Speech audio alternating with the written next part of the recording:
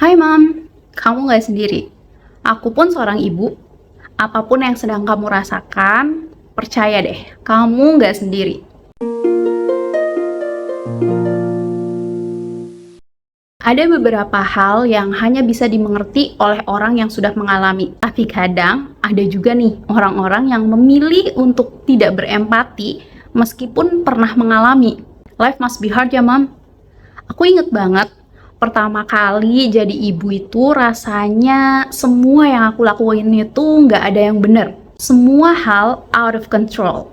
Belum lagi harus dealing dengan perubahan-perubahan fisik yang terjadi pasca melahirkan. Jujur aja deh, pasti kita sebagai perempuan itu sangat merasakan perubahan-perubahan tersebut. Dan sadar atau enggak, perubahan tersebut itu menambah ketidakkenalan kita terhadap diri kita sendiri. Jadi kayak kita merasa asing sama diri kita, asing sama tubuh kita gitu loh. Selain itu, yang gak kalah challenging juga nih, kita harus menghadapi komentar-komentar sesama ibu-ibu. Bahkan kadang bapak-bapak juga ikut berkomentar. Komentar-komentar mereka juga nggak jarang nih membuat kita para ibu-ibu baru itu merasa insecure, overthinking.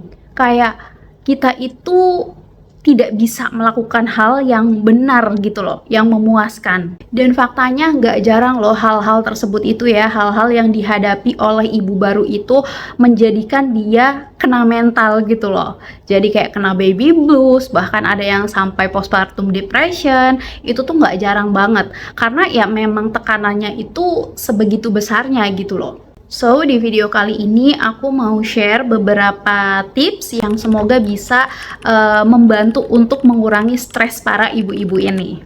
Yang pertama banget adalah berbagi tugas dengan anggota keluarga lain. sebagai seorang ibu itu kita tidak perlu merasa semua hal itu harus kita yang ngerjain. Jadi sadarilah bahwa kita itu ya cuma manusia biasa yang nggak bisa melakukan 1000 to-do list dalam satu hari gitu. So, yang perlu kita lakukan adalah berbagi tugas. Kita harus open untuk membagikan tugas rumah tangga dengan anggota keluarga lain gitu loh ya. Entah itu misalnya suami, atau misalnya ada mertua atau orang tua, atau adik, kakak, siapapun itu ya. Nah, kita harus open atau harus berani untuk meminta bantuan gitu loh, karena ya mau nggak mau kita harus melakukan itu demi kewarasan kita juga gitu. Selanjutnya, tips yang kedua, menyediakan waktu untuk diri sendiri. Ini juga sebenarnya sangat penting banget ya, tanpa kita sadari kadang seorang ibu itu merasa harus melakukan ini, harus melakukan itu, harus menyelesaikan ini, menyelesaikan itu, dan menomorsekiankan dirinya gitu, sampai-sampai kadang dirinya itu tidak terurus gitu loh, karena saking dia memikirkan hal-hal yang bukan dirinya gitu, entah itu misalnya anaknya, rumahnya, dan sebagainya. So, mengalokasikan waktu setiap hari untuk melakukan aktivitas yang menyenangkan atau relaksasi itu sangat penting ya. Aktivitasnya itu nggak harus yang gimana banget ya. Sesimpel misalnya kita mengalokasikan waktu untuk misalnya mandi dengan tenang gitu ya. Meskipun aku sadar ya ketika masih menyusui itu adalah hal yang benar-benar mewah untuk seorang ibu. Tapi setidaknya kita mengalokasikan waktu untuk mengurus diri kita gitu loh, agar kita merasa bahwa diri kita juga ya masih berarti gitu, diri kita ya masih kita yang dulu gitu. Dan jangan lupa juga kita juga perlu untuk melakukan hobi atau mempunyai hobi gitu ya, agar kita tetap merasa menjadi diri kita gitu loh. Jadi kita melakukan hal yang memang kita sukai di luar dari misalnya mengasuh anak, mengurus rumah, dan sebagainya gitu ya. Seperti misalnya membaca buku di waktu-waktu luang, kemudian juga berkebun bisa juga ya, kayak menanam tanaman gitu loh, dan sebagainya ya. Banyak hobi-hobi atau kegiatan-kegiatan yang sederhana dan bisa dilakukan dalam waktu yang singkat, nggak perlu mengalokasikan banyak waktu dan juga biaya. Itu tuh sebenarnya banyak banget bisa di search, ataupun bisa kita ingat-ingat kembali masa kecil kita itu dulu kita suka apa, misalnya kayak suka mewarnai kah, kita juga bisa mencoba untuk mewarnai loh, karena aku pribadi aku juga suka mewarnai gitu ya, dan itu tuh membuat aku merasa fokus gitu, jadi pikiran aku nggak kemana-mana sehingga bisa mengurangi overthinking juga.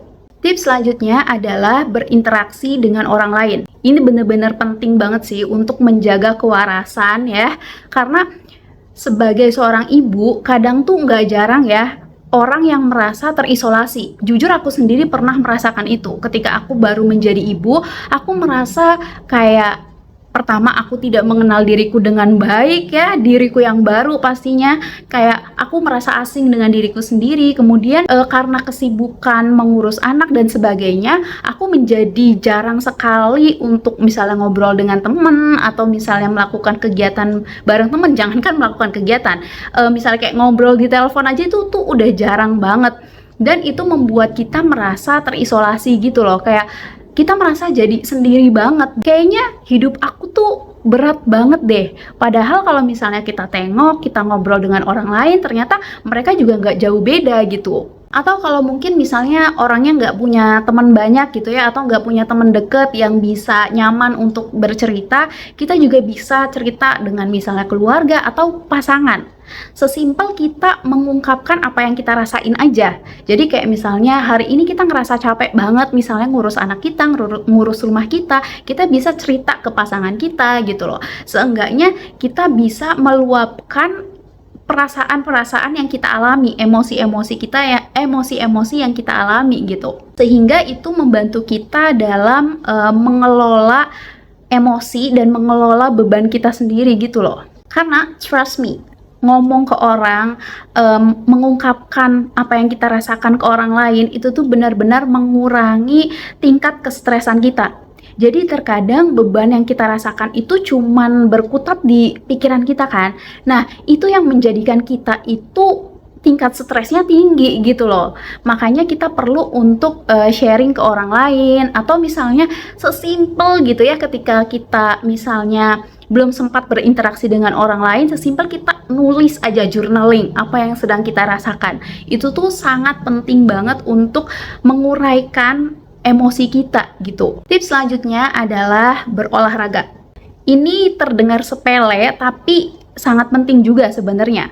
Karena sebagaimana kita tahu, sebagai perempuan yang sudah melahirkan, kita tuh benar-benar fisik kita itu jauh dari sebelum kita punya anak atau melahirkan gitu. Iya nggak sih? Kondisi fisik kita itu benar-benar berbeda jauh. Bahkan terkadang ada beberapa yang mengeluhkan kondisi-kondisi tertentu gitu loh pasca melahirkan. So, kita perlu untuk memaintain kesehatan fisik kita itu dengan berolahraga tipis-tipis aja ya, entah itu misalnya kita yoga atau misalnya jalan kaki, kemudian jogging dan sebagainya gitu ya, nggak perlu yang berat-berat dulu. Intinya kita melatih fisik kita, melatih otot-otot kita untuk tetap dalam kondisi yang baik gitu ya, karena kan sebagai seorang ibu kita dituntut untuk apa ya, untuk memiliki kekuatan lebih gitu loh, kayak misalnya gendong anak kita sambil bersihin sesuatu, atau misalnya kayak gendong anak kita sambil makan, dan itu tuh membutuhkan energi yang tidak sedikit gitu. Tips yang terakhir ini adalah tips untuk menghadapi komentar-komentar orang lain tentang ibu baru gitu ya. Kadang tanpa disadari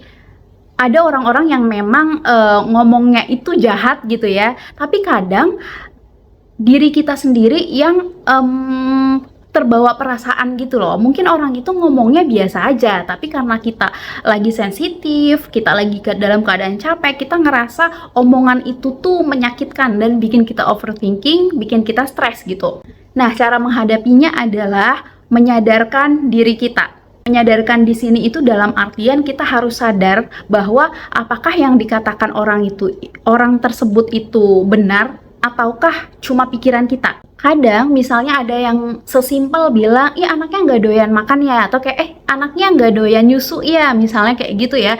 Nah, sebenarnya mungkin yang dia komentari itu hanya hal tersebut ya, kita nggak tahu ya, asumsikan hanya hal tersebut gitu. Tapi yang kita dengar itu kadang, ih kamu nggak bisa ngurus anak banget sih, ih pasti air susunya sedikit deh, ih anaknya kurus banget sih, pasti nanti nutrisinya nggak tercukupi deh, gimana sih ibu kok nggak bisa ngurus anaknya sampai anaknya kurus gitu. Kadang yang kita denger tuh kayak gitu, padahal yang orang lain sampaikan tuh cuman begitu gitu. Nah, kadang kita juga perlu menyadari bahwa ya kalau misalnya dia bilang anaknya nggak doyan makan, dan mungkin orang itu melihat ketika anak kita nggak doyan makan, dan it's okay, right? Itu tuh kebenaran gitu. Jadi kita nggak perlu tidak perlu memikirkan terlalu jauh tentang pikiran orang tersebut. Cukup sampai dia mengomentari bahwa anak kita nggak doyan makan aja gitu. Udah cukup sampai situ. Dan memang kenyataan anak kita misalnya nggak doyan makan. Udah cukup sampai situ. Nah, kita harus menyadari hal-hal itu ya. Kayak menyadari bahwa sebenarnya yang ada di kepala kita itu adalah kenyataan ataukah hanya efek dari overthinkingnya kita aja gitu. Karena dengan begitu kita menjadi lebih bisa untuk calm, lebih bisa untuk sabar gitu, lebih bisa untuk mengelola emosi kita dengan bijak. Oke, mungkin itulah beberapa tips dari aku yang semoga sih benar-benar bisa bermanfaat ya untuk ibu-ibu di rumah. Thank you so much for watching. Jangan lupa like, comment, dan subscribe channel ini agar channel ini makin berkembang lagi.